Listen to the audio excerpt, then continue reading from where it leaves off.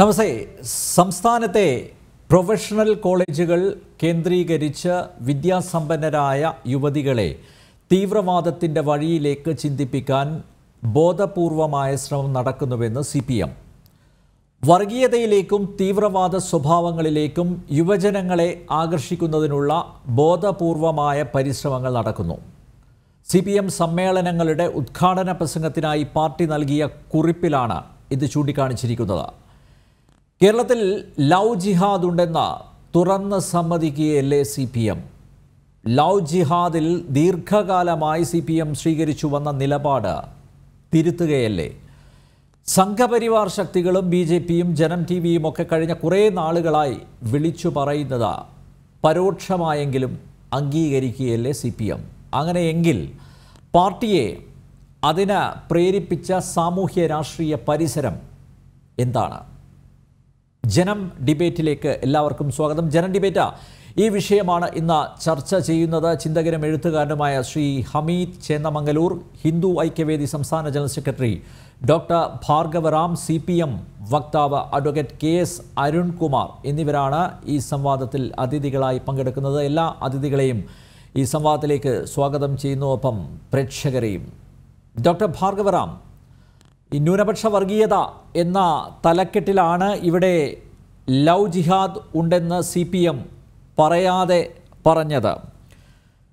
അതായത് എനിക്ക് തോന്നുന്നു താങ്കളത് വായിച്ചു കാണും. സംഘപരിവാർ നടത്തുന്ന പ്രവർത്തനങ്ങൾ ന്യൂനപക്ഷ വിഭാഗങ്ങളിൽ അരക്ഷിതാവസ്ഥ സൃഷ്ടിച്ചിട്ടുണ്ട്. മുസ്ലിം സംഘടനകളിലെല്ലാം നുഴഞ്ഞുകയറി പ്രശ്നങ്ങൾ സൃഷ്ടിക്കാൻ മുസ്ലിം വർഗീയ തീവ്രവാദ രാഷ്ട്രീയം ശ്രമിച്ചുകൊണ്ടിരിക്കുന്നുവെന്ന യാഥാർത്ഥ്യത്തെയും നാം കാണേണ്ടതുണ്ട്. ഇസ്ലാമിക രാഷ്ട്ര സ്ഥാപനത്തിനായി പ്രവർത്തിക്കുന്ന ജമാഅത്തെ ഇസ്ലാമി അതിൻ്റെ ആശയപരമായ വേരുകൾ മുസ്ലിം സമൂഹത്തിലും പൊതുസമൂഹത്തിലും വ്യാപിപ്പിക്കുന്നതിനുള്ള പ്രവർത്തനങ്ങൾ ഈ സാഹചര്യം ഉപയോഗിച്ച് നടത്തുന്നുണ്ടെന്ന് മനസ്സിലാക്കണം. ഇങ്ങനെയൊക്കെ പറഞ്ഞു വന്ന് ഏറ്റവും ഒടുവിൽ ആണ് വർഗീയതയിലേക്കും തീവ്രവാദ സ്വഭാവങ്ങളിലേക്കും യുവജനങ്ങളെ ആകർഷിക്കുന്നതിനുള്ള ബോധപൂർവമായ പരിശ്രമങ്ങൾ നടന്നു വരുന്നുണ്ട്. പ്രൊഫഷണൽ ക്യാമ്പസുകൾ കേന്ദ്രീകരിച്ചുകൊണ്ട് വിദ്യാസമ്പന്നരായ യുവതികളെ ആ വഴിയിലേക്ക് ചിന്തിപ്പിക്കുന്നതിനുള്ള ബോധപൂർവമായ ശ്രമങ്ങൾ നടന്നു വരുന്നുണ്ട്. ഇക്കാര്യത്തിൽ വിദ്യാർത്ഥി മുന്നണിയും യുവജന മുന്നണിയും പ്രത്യേകമായി ശ്രദ്ധിക്കേണ്ടതുണ്ട് എന്ന് അടിവരയിട്ട് പറയുന്നത്. എന്തായാലും ലവ് ജിഹാദ് എന്ന് പരസ്യമായി പറഞ്ഞാൽ അതിൻ്റെ ഭവിഷ്യത്തുകളും അപകടങ്ങളും എന്തായിരിക്കുമെന്ന ബോധ്യത്തിൻ്റെ അടിസ്ഥാനത്തിലായിരിക്കില്ല അതൊക്കെ മറച്ചു വെച്ചുകൊണ്ട് പരോക്ഷമായി ഇത്രയെങ്കിലും CPM പറഞ്ഞു വെച്ചത്. ഡോക്ടർ ഭാർഗവറാം, ഈ വിഷയത്തിൽ പറയുമ്പോൾ വളരെയധികം സൂക്ഷ്മതയോടുകൂടി തന്നെയാണ് CPM ഈ കാര്യം തയ്യാറാക്കിയതെന്ന് സൂചിപ്പിക്കേണ്ടി വരും. ഇത്രയും കാലം CPM വളരെ നിസ്സംഗതയോടെ അല്ല ഈ കാര്യം കൈകാര്യം ചെയ്തിട്ടുള്ളത്. പൊളിറ്റിക്കൽ ഇസ്ലാമിന് എല്ലാ തരത്തിലും വെള്ളവും വളവും നൽകിക്കൊണ്ട് പ്രോത്സാഹിപ്പിക്കുന്നൊരു നയപരിപാടിയായിരുന്നു CPM ഇത്രയും കാലം ഉണ്ടായിരുന്നത്. ക്യാമ്പസുകളെ മാത്രം കേന്ദ്രീകരിച്ചുകൊണ്ടല്ല പൊളിറ്റിക്കൽ ഇസ്ലാമിൻ്റെ അജണ്ട നടപ്പിലാകുന്നത്. പൊളിറ്റിക്കൽ ഇസ്ലാമിൻ്റെ അജണ്ടയുടെ മുഖ്യ പ്രയോക്താക്കളായ ജമാഅത്തെ ഇസ്ലാമിയുടെ അജണ്ടകളിലെ ചെറിയ ഒരംശത്തെ മാത്രമാണ് CPM ഇവിടെ ചൂണ്ടിക്കാട്ടി വിമർശന വിധേയമാക്കിയിരിക്കുന്നത്. ഞങ്ങൾ പലപ്പോഴും ചൂണ്ടിക്കാട്ടിയ പ്രോഫ്കോൺ പോലെയുള്ള പരിപാടികളുണ്ട്. പ്രൊഫഷണൽ കോളേജുകളെ കേന്ദ്രീകരിച്ച് ഈ ISMO MSMO ഇവരൊക്കെ ചേർന്നുകൊണ്ട് നടത്തിയ, ജമാഅത്ത് ഇസ്ലാമി തന്നെ ചേർന്ന് നടത്തിയ വലിയ ക്യാമ്പയിനും പരിപാടികളും ഇസ്ലാമിലേക്ക് അടുപ്പിക്കുന്നു എന്നാണ് പറയുന്നതെങ്കിലും ആത്യന്തികമായിട്ട് ജിഹാദി ഭീകരവാദ പ്രവർത്തനങ്ങളിലേക്ക് ഇതര മതസ്ഥരായ വിശ്വാസികളായ കുട്ടികളെ അടുപ്പിച്ചു നിർത്തുന്നതിന് വേണ്ടി തയ്യാറാക്കിയ ഒരു പദ്ധതിയാണ്. അതിൻ്റെ പാറ്റേണിൽ, അതിൻ്റെ ഫ്രെയിമിൽ തന്നെ വിവിധ ഇസ്ലാമിക സംഘടനകളും മറ്റുള്ള സംഘടനകളും ഇതുപോലെ ചെയ്തിട്ടുണ്ട്. ഇതിനെ കൂടി ഉൾക്കൊണ്ടുകൊണ്ടാണ് CPM ഇക്കാര്യം സൂചിപ്പിച്ചിരിക്കുന്നത് എന്നാണ് ഞാൻ മനസ്സിലാക്കുന്നത്. ഞാൻ അതിനെ വായിച്ചെടുക്കുന്നത് അങ്ങനെയാണ്. കാരണം ഈ വിഷയത്തെ CPMൻ്റെ ദൈനംദിന പ്രവർത്തനങ്ങളെ സൂക്ഷ്മതയോടുകൂടെ കാണാൻ ശ്രമിക്കുന്ന ഒരാൾ എന്നുള്ള രീതിയിലും, അതുപോലെ കേരളത്തിലെ ജിഹാദി പ്രവർത്തനങ്ങളെ സൂക്ഷ്മമായിട്ട് പരിശോധിക്കാൻ വേണ്ടിയിട്ട് അല്പസമയം മെനക്കെടുന്ന ഒരാൾ എന്നുള്ള രീതിയിൽ എനിക്ക് മനസ്സിലാകുന്നത് ജമാഅത്ത് ഇസ്ലാമിയെ തന്നെ ലക്ഷ്യം വെച്ചുകൊണ്ട് ആണ് പറഞ്ഞിരിക്കുന്നത്. പക്ഷേ ജമാഅത്ത് ഇസ്ലാമിയെ ലക്ഷ്യം വെക്കുമ്പോൾ പോലും മറ്റുള്ള ആളുകളെ ലക്ഷ്യം വെക്കുന്നില്ലയോ, മറ്റുള്ള ആളുകൾക്ക് മുൻകാലങ്ങളിൽ തുടർന്നു വന്ന വെള്ളവും വളവും കൊടുക്കുന്ന പരിപാടി അതേ രീതിയിൽ തുടർന്നു വരുന്നുണ്ടോ എന്നുള്ളത് സംശയിക്കേണ്ട സാഹചര്യത്തിലാണുള്ളത്. മറ്റൊരു കാര്യമുണ്ട്, CPM-ൻ്റെ സമ്മേളനങ്ങൾ വായിക്കാൻ വേണ്ടി തയ്യാറാക്കിയ ഈ കുറിപ്പടികൾ ഇത്തരത്തിലൊരു പരാമർശം വന്നു എന്ന് കാണുന്നു. ഈ കുറിപ്പടി തയ്യാറാക്കിയ സംവിധാനവും CPM-ൻ്റെ ഇപ്പോഴത്തെ ഭരണപരമായിട്ടുള്ള കാര്യങ്ങളിൽ ശ്രദ്ധിക്കുന്ന സംവിധാനവും തമ്മിൽ എവിടെയോ ആശയപരമായിട്ടുള്ള ഒരു ആശയവിനിമയത്തിൽ എന്തോ ഒരു തകരാറ് സംഭവിച്ചിട്ടുണ്ടോ എന്ന് സംശയം ഉണ്ട്. കാരണം ഇന്ന് 100% പൊളിറ്റിക്കൽ ഇസ്ലാമിന് കീഴ്പ്പെട്ട ഒരു മുഖ്യമന്ത്രിയാണ് ഉള്ളത്. നേരിട്ട് ബോധ്യപ്പെട്ടത് കൊണ്ടാണ് ഈ കാര്യം പറഞ്ഞത്. പൊളിറ്റിക്കൽ ഇസ്ലാമിൻ്റെ അജണ്ടകൾക്ക് കീഴ്പ്പെട്ട ഒരു മുഖ്യമന്ത്രിയാണുള്ളത്. CPM-ലെ എല്ലാ ആളുകളും 100% പൊളിറ്റിക്കൽ ഇസ്ലാമിന് കീഴ്പ്പെട്ടിട്ടില്ല. അത്തരത്തിൽ കീഴ്പ്പെടാത്ത 100% കീഴ്പ്പെടാത്ത ചില ആളുകളുടെ കൂടി കൈകടത്തൽ ഇത്തരത്തിലുള്ള കുറിപ്പടികൾ തയ്യാറാക്കുന്നതിൽ ഉണ്ടായിട്ടുണ്ട് എന്നുകൂടെ വിചാരിക്കണം. ഒരുപക്ഷെ അടുത്ത ദിവസങ്ങളിൽ തന്നെ ജാഗ്രതക്കുറവുണ്ടായി എന്നോ ഈ കുറിപ്പടികൾ തയ്യാറാക്കുന്നതിൽ ജാഗ്രതക്കുറവുണ്ടായി എന്നുള്ള ഒരു വാചക കസർത്ത് കേൾക്കാനുള്ള സാധ്യതയുണ്ട്. അല്ലെങ്കിൽ അത്തരത്തിലുള്ള കുറിപ്പടി തയ്യാറാക്കിയ ആളെ കണ്ടെത്തിയിട്ട് എന്തെങ്കിലും നടപടികൾക്കുള്ള സാധ്യതയും തെളിഞ്ഞു കാണുന്നുണ്ട്. അപ്പോൾ ഇത്തരത്തിൽ 2-3 ദിശകളിൽ സംശയം ഉയരുന്നുണ്ട്. എന്തായാലും ഞാൻ അനന്തരമുള്ള ചർച്ചകളിൽ അത്തരത്തിലുള്ള കാര്യങ്ങളിലേക്ക് വിശദമായിട്ട് ചർച്ച പുരോഗമിക്കുമ്പോൾ ശ്രദ്ധ കൊടുക്കാമെന്ന് വിചാരിക്കുകയാണ്. യെസ്, അഡ്വക്കേറ്റ് അരുൺകുമാർ, അങ്ങനെ ഒരു ജാഗ്രത കുറവ് വന്നതാണോ അതോ പഠിച്ച് തന്നെയാണോ ഈ കാര്യങ്ങളൊക്കെ ഇപ്പോൾ അവതരിപ്പിച്ചിരിക്കുന്നത്? ഇതിലും നല്ലത് കേരളത്തിൽ ലവ് ജിഹാദ് ഉണ്ട്. അത് ഇങ്ങനെ നമ്മുടെ പ്രൊഫഷണൽ കോളേജുകളിലെ ക്യാമ്പസുകളിലെ വിദ്യാസമ്പന്നരായ യുവതികളെ, അതാണ് അടിവരയിട്ട് പറയേണ്ടത്. കാരണം അത്തരം അനുഭവങ്ങൾ നമ്മുടെ മുന്നിലുണ്ട്. പ്രൊഫഷണൽ കോളേജുകളിലെ വിദ്യാസമ്പന്നരായ യുവതികളെ നമുക്ക് അറിയാം. നിമിഷ, ഫാത്തിമയായി, അതുപോലെ പലരും മതപരിവർത്തനത്തിന് വിധേയമാക്കപ്പെട്ടു. ആ ഒരു അനുഭവങ്ങളുടെ പശ്ചാത്തലത്തിൽ തന്നെയാണോ CPM ഇത് തുറന്നു പറയാനുള്ള അവസരം ഇതാ സമാഗതമായിരിക്കുന്നു എന്ന് അറിഞ്ഞുകൊണ്ട് തന്നെയാണോ, അതിൻ്റെ ഗൗരവം പൂർണ്ണ അർത്ഥത്തിൽ മനസ്സിലാക്കിക്കൊണ്ടാണോ ഇങ്ങനെയൊരു കുറിപ്പ് തയ്യാറാക്കിയത്? അതോ നേരത്തെ ഡോക്ടർ ഭാർഗവറാം ചൂണ്ടിക്കാണിച്ചതുപോലെ എന്തെങ്കിലും ഒരു ജാഗ്രത കുറവ് സംഭവിച്ചതാണോ?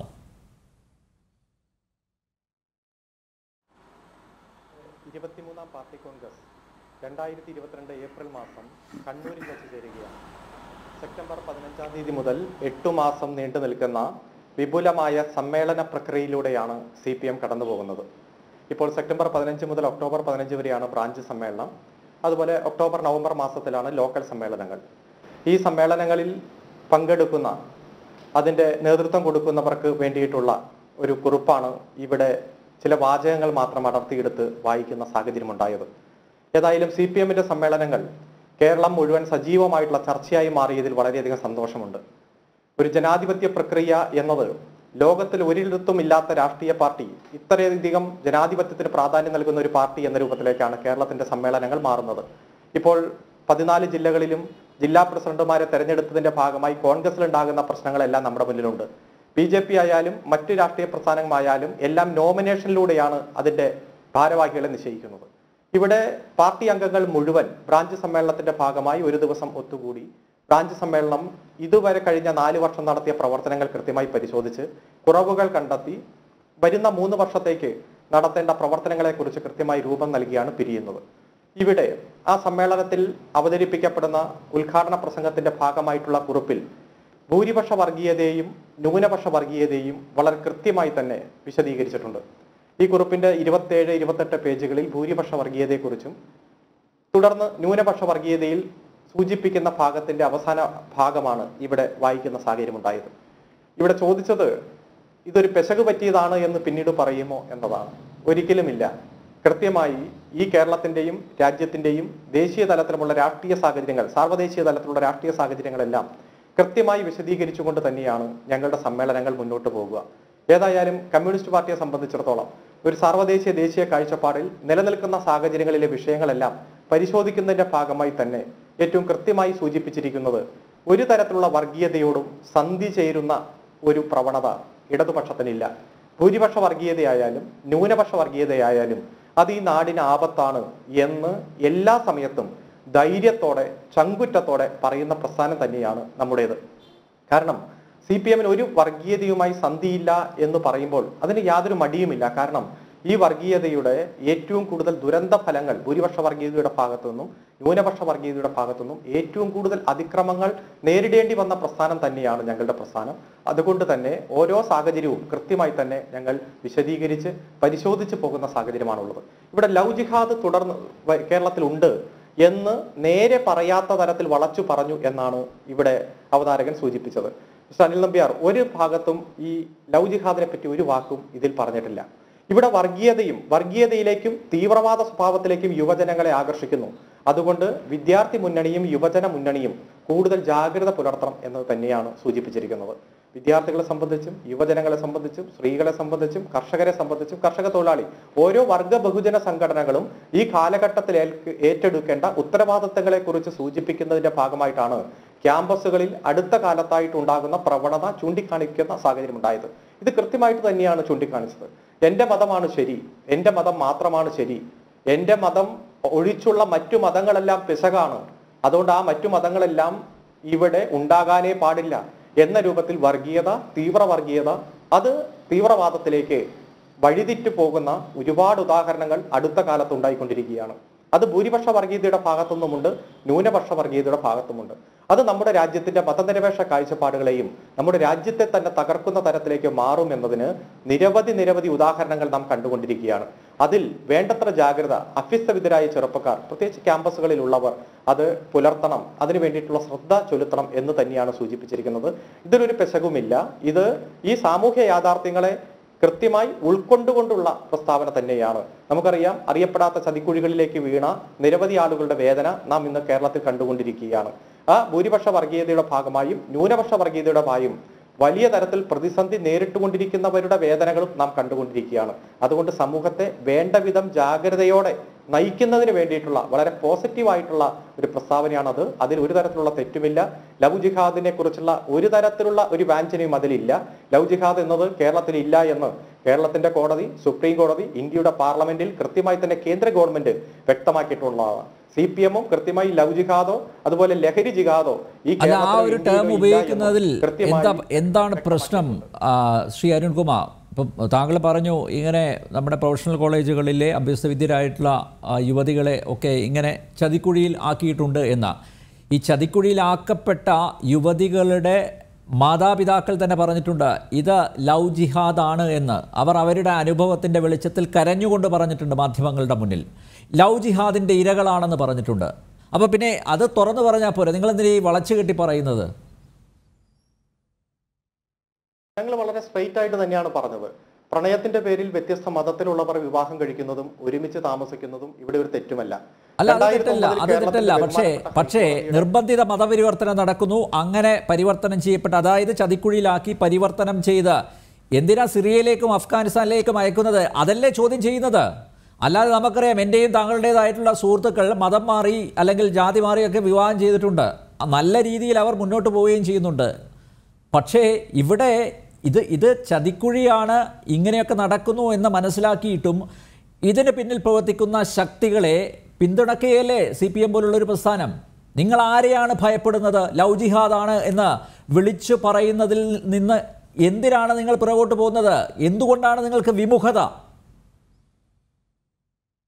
എന്തുകൊണ്ടാണ് രാജ്യം ഭരിക്കുന്ന പാർട്ടി BJP-യുടെ നേതാക്കന്മാർ തന്നെ, രാജ്യത്തിന്റെ ആഭ്യന്തരമന്ത്രി തന്നെ ഇന്ത്യയുടെ പാർലമെന്റിൽ കേരളത്തിൽ ലവ് ജിഹാദ് ഇല്ല എന്നും ഇവിടെ അത്തരത്തിലുള്ള ഒരു വിഷയം റിപ്പോർട്ട് ചെയ്തിട്ടില്ല എന്നും പറയാൻ? അല്ലാതെ ഞാൻ പറയാം എന്തുകൊണ്ടാണെന്ന് പറയാം.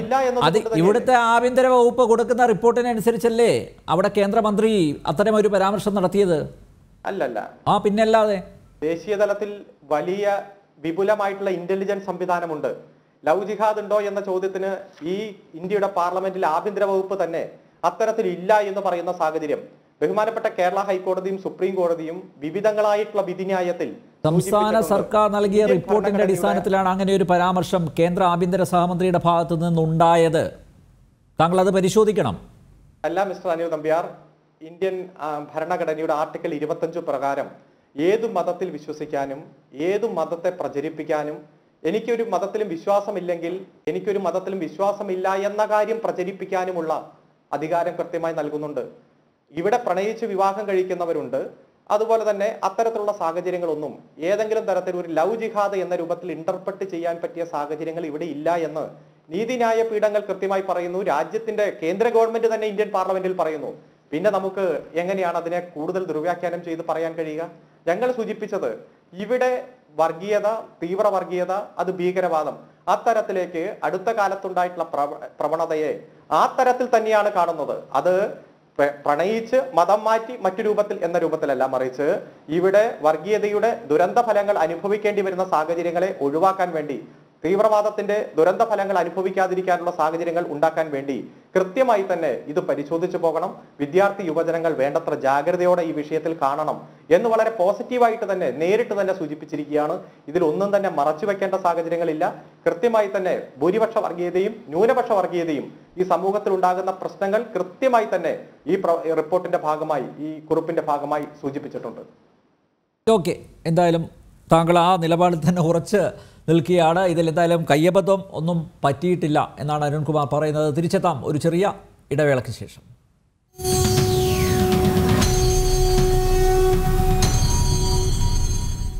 ജനം ഡിബേറ്റിലേക്ക് ഒരിക്കൽ കൂടി പ്രേക്ഷകർക്ക് സ്വാഗതം. ശ്രീ ഹമീദ് ചേന്നമംഗലൂർ, ലവ് ജിഹാദ്, അതുപോലെ നാർക്കോട്ടിക് ജിഹാദ്, ഇതൊക്കെ വളരെ സജീവമായി ചർച്ച ചെയ്യപ്പെടുന്ന ഒരു കാലഘട്ടത്തിലൂടെയാണ് നമ്മൾ കടന്നു പോകുന്നത്. ഒരു ബിഷപ്പിന് ഇത്തരം സംഭവങ്ങളൊക്കെ നിലനിൽക്കുന്നുണ്ട്, സമൂഹത്തിൻ്റെ ഭാഗമായിട്ടുണ്ട് എന്ന് തുറന്ന് പറയേണ്ടി വന്നു. അങ്ങനെ തുറന്നു പറയാൻ അദ്ദേഹം നിർബന്ധിതനായി. ഈ ഒരു പശ്ചാത്തലത്തിലായിരിക്കുമോ ഒരുപക്ഷേ CPM ഈ വിഷയത്തിലുള്ള നിലപാട് മയപ്പെടുത്തിയിരിക്കുന്നത്?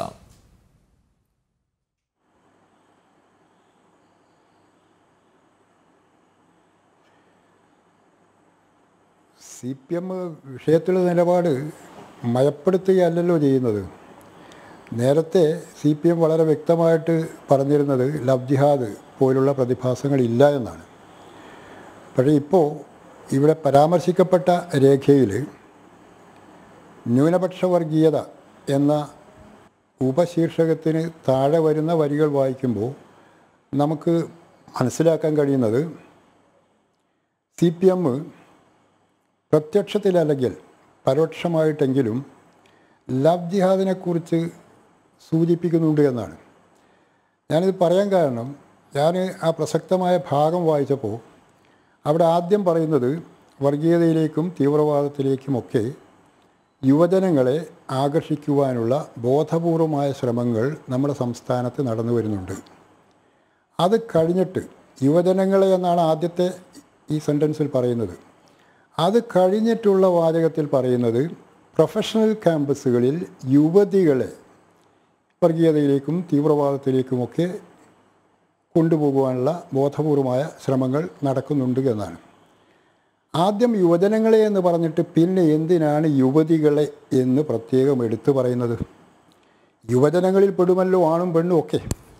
യുവാക്കന്മാരും യുവതികളും അടങ്ങുന്നതാണല്ലോ യുവജനങ്ങൾ. യുവജനങ്ങളെ ഈ തീവ്രവാദത്തിലേക്ക് കൊണ്ടുപോകാനുള്ള ബോധപൂർവമായ ശ്രമങ്ങൾ നടക്കുന്നുണ്ട് എന്ന് മേൽവാചകത്തിൽ പറഞ്ഞതിന് ശേഷം പിന്നീടുള്ള വാചകത്തിൽ പ്രൊഫഷണൽ ക്യാമ്പസുകളിൽ യുവതികളെ ഇങ്ങനെ കൊണ്ടുപോകാൻ ശ്രമിക്കുന്നു എന്ന് പറയുമ്പോഴാണ് ഇത് സംശയാസ്പദമായി തീരുന്നത്. ആദ്യത്തേതാണെങ്കിൽ കുഴപ്പമില്ല, വെറും യുവജനങ്ങളാണെന്ന് പറഞ്ഞാൽ ലവ് ജിഹാദ് മണക്കേണ്ടതില്ല. പക്ഷേ യുവതികൾ എന്ന് പ്രത്യേകിച്ച് എടുത്തു പറയുമ്പോഴാണ് ഈ ഒരു സംശയം ജനിക്കുന്നത്. അപ്പോൾ യുവതികളെ തീവ്രവാദ പ്രസ്ഥാനങ്ങളുമായിട്ട് ബന്ധപ്പെട്ടവർ, മതതീവ്രവാദ പ്രസ്ഥാനങ്ങളുമായി ബന്ധപ്പെട്ടവർ അവരുടെ ആശയലോകത്തേക്ക് ക്ഷണിക്കുന്നു. അങ്ങനെ ക്ഷണിക്കുന്നത് തെറ്റല്ല, കാരണം നമ്മുടെ ഭരണഘടന പ്രകാരം ആരുടെയും ആശയം പ്രചരിപ്പിക്കാം, ആർക്കും ആരെയും തങ്ങളുടെ ആശയപ്രപഞ്ചത്തിലേക്ക് ക്ഷണിക്കാം. അതൊന്നും നമുക്ക് തെറ്റായി പറയാൻ പറ്റില്ല, തെറ്റല്ല. പക്ഷേ അങ്ങനെ കൊണ്ടുപോകപ്പെടുന്ന ചില യുവതികൾ മതം മാറ്റപ്പെടുന്നു എന്നതാണ് ലവ് ജിഹാദ് എന്ന ആരോപണത്തിൻ്റെ അടിസ്ഥാനം. ഞാൻ ചോദിക്കുന്നത്, ഈ പ്രേമിച്ച് കല്യാണം കഴിക്കുക എന്ന് പറഞ്ഞാൽ എല്ലാവരും മിശ്രവിവാഹം പ്രോത്സാഹിപ്പിക്കപ്പെടേണ്ട കാര്യമാണ്. ഒരു 10-50 കൊല്ലം മുമ്പ് മിശ്രവിവാഹം ചെയ്യുക എന്നൊക്കെ പറഞ്ഞാൽ ഒരു മുസ്ലിം ഒരു ഹിന്ദു ക്രിസ്ത്യാനിയെ അല്ലെങ്കിൽ ഭിന്നജാതികളിൽപ്പെട്ടവർ, ഹിന്ദുക്കൾക്കിടയിലെ ഭിന്നജാതികളിൽപ്പെട്ടവർ മിശ്രവിവാഹം നടത്തുക എന്നൊക്കെ പറഞ്ഞാൽ വലിയ വൻ പാപമായിട്ട് കണക്കാക്കപ്പെട്ടിരുന്നു. അങ്ങേയറ്റം എല്ലാ മാതാപിതാക്കന്മാരും നാട്ടുകാരും ഒക്കെ അത് എതിർത്തിരുന്നു. അതിൽ നിന്നൊക്കെ കാലം വളരെയേറെ മുന്നോട്ട് പോയി. കാരണം സമൂഹം ആധുനികീകരിക്കപ്പെടുന്നതിൻ്റെ അടിസ്ഥാനത്തിൽ ആധുനികീകരിക്കപ്പെടുന്നതോടൊപ്പം തന്നെ മനോഭാവങ്ങളിൽ മാറ്റമുണ്ടാവും. അതുകൊണ്ട് പഴയ പോലെ മിശ്രവിവാഹത്തെ എതിർക്കുന്ന ഏർപ്പാട് ഇപ്പോഴില്ല. മിശ്രവിവാഹമാണെങ്കിൽ അങ്ങനെ ആയിക്കോട്ടെ എന്ന് വിചാരിക്കുന്ന ആൾക്കാരൊക്കെ ധാരാളം ഉണ്ടായിട്ടുണ്ട്. പക്ഷേ മിശ്രവിവാഹം ചെയ്യുന്നവർ എന്തിനാണ് പ്രണയിച്ച ആളുടെ പേര് മാറ്റുന്നത്? മതം മാറ്റിയ പേരും മാറ്റുന്നു. ഇപ്പോൾ ഉദാഹരണത്തിന് നിമിഷ, തിരുവനന്തപുരത്തുകാരി നിമിഷ എന്ന യുവതി ഒരു മുസ്ലിമിനെ പ്രണയിച്ചു. എന്നിട്ട് അവൾ മതം മാറ്റപ്പെടുന്നു, പേരും മാറ്റപ്പെടുന്നു. പ്രണയിക്കുമ്പോൾ ആ മുസ്ലിം സുഹൃത്ത് നിമിഷ എന്ന യുവതിയെ പ്രണയിക്കുമ്പോൾ അയാൾക്ക് അവളുടെ മതം പ്രശ്നമല്ല, പേര് പ്രശ്നമല്ല. മതം മാറിയതിന് ശേഷം എന്തുകൊണ്ടാണ് അത് പ്രശ്നമാകുന്നത്? അതുപോലെ അഖില എന്ന ഹിന്ദു യുവതിയെ ഒരു മുസ്ലിം യുവാവ് പ്രേമിക്കുന്നു. ഓക്കെ, ആർക്കാണ് അതിൽ എതിർപ്പുള്ളത്? പക്ഷേ പ്രണയിച്ച് കല്യാണം കഴിക്കുമ്പോഴത്തേക്ക് പെണ്ണിൻ്റെ മതവും മാറുന്നു, പേരും മാറുന്നു. എന്തിനാണ് പേര് മാറ്റുന്നത്? അഖില എന്ന പേര് തന്നെ പോലെ എന്തിന് ഹാദിയാക്കുന്നു? ഇതൊക്കെയാണല്ലോ ഈ സംശയങ്ങൾ ഉണ്ടാക്കുന്നത്. ഇപ്പോൾ ഏതെങ്കിലും ഒരു മുഹമ്മദ് അല്ലെങ്കിൽ ഒരു ജബ്ബാർ ഏതെങ്കിലും ഒരു ലക്ഷ്മിയെ അല്ലെങ്കിൽ ഏതെങ്കിലും ഒരു മേരിയെ കല്യാണം കഴിച്ചു എന്ന് വിചാരിച്ചു ആർക്കും ഒരു കുഴപ്പമില്ല. അങ്ങനെ കല്യാണം കഴിക്കുന്നവർ ആ മേരിയെ അല്ലെങ്കിൽ ആ ലക്ഷ്മിയെ എന്തിനാണ് മതം മാറ്റി അവരുടെ പേര് പോലും മാറ്റുന്നത്? അതുകൊണ്ടാണ് ഈ പ്രശ്നങ്ങളൊക്കെ ഉണ്ടാകുന്നത്. അപ്പോൾ യുവതി എന്ന പരാമർശം ഈ രേഖയിൽ വരുമ്പോൾ ഇതിൽ ഒരു ലവ് ജിഹാദ് മണക്കുന്നില്ലേ എന്ന് വല്ലവരും സംശയിച്ചാൽ അവരെ കുറ്റം പറയാൻ പറ്റില്ല. പിന്നെ ഇതിൻ്റെ ഒക്കെ അടിസ്ഥാനമായിട്ട് വർത്തിക്കുന്നത് നമ്മുടെ കേരളീയ രാഷ്ട്രീയ സാഹചര്യത്തിൽ ജനസംഖ്യയുടെ രാഷ്ട്രീയമാണ്. അത് ഇപ്പോൾ ഇന്നോ ഇന്നലെയോ തുടങ്ങിയതൊന്നുമല്ല. ഇപ്പോൾ ഈ രണ്ട് സമുദായങ്ങളിൽപ്പെട്ടവർ, അതായത് മുസ്ലിം സമുദായത്തിൽപ്പെട്ടവരും ക്രൈസ്തവ സമുദായത്തിൽപ്പെട്ടവരും, പ്രത്യേകിച്ച് ക്രൈസ്തവ സമുദായത്തിൽപ്പെട്ടവർ വളരെ ആസൂത്രിതമായിട്ട് മതപരിവർത്തനം നടത്തി പോന്നിട്ടുണ്ട് മറ്റ് ഹിന്ദു വിഭാഗത്തിൽ നിന്ന്. കാരണം മുസ്ലിം സമുദായത്തിൽ നിന്ന് അങ്ങനെ ആളെ കിട്ടില്ല. കാരണം വളരെ കർക്കശമാണ് അവിടെ കാര്യങ്ങൾ.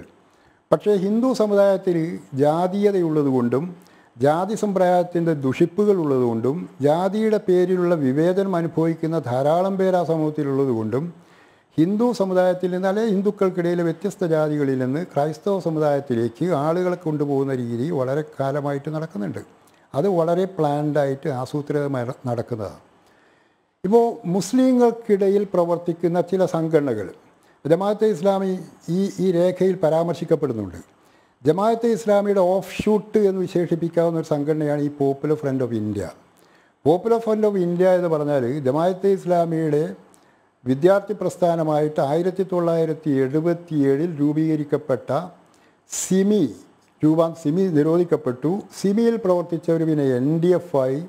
ഈ NDF ആയി പ്രവർത്തിച്ചവരാണ് തമിഴ്നാട്ടിലെയും കർണാടകത്തിലെയും മറ്റ് ചില സംസ്ഥാനങ്ങളിലെയും സമാന ചിന്താഗതിക്കാരായ ആളുകളെ കൂട്ടിയിട്ട് പോപ്പുലർ ഫ്രണ്ട് ഓഫ് ഇന്ത്യ എന്ന സംഘടനയുണ്ടാക്കിയത്.